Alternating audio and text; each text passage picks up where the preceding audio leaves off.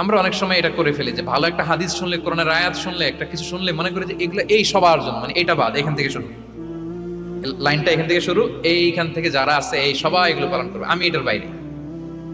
দেখুন যার সাথেই কথা বলেন তার কোনো সমস্যা, তার দোষ, তার কিভাবে সেলফ ডেভেলপমেন্ট, আত্মোন্নয়ন, আত্মশুদ্ধি, শুদ্ধাচার, এগুলো নিয়ে কথা নাই। খালি বলি যে কি সমস্যা রে ভাই সমাজে, জানেন শেষ হয়ে গেল দেশটা।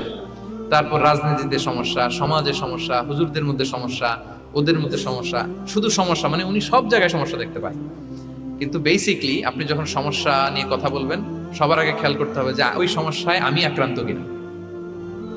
আমরা কেন যেন অন্যকে কাঠগড়ায় দাঁড় করাতে বেশি পছন্দ করি, কিন্তু নিয়ম হচ্ছে নিজেকে বারবার কাঠগড়ায় দাঁড় করানো, যে আমি ঠিক করতেছি কিনা, আসলে আমার মধ্যে শুদ্ধাচার আছে কিনা, আমার লেনদেন ঠিক আছে কিনা, আমি আমার মধ্যে সততা আছে কিনা, do I live a decent life, আমি যা বলি আমি তা করি কিনা।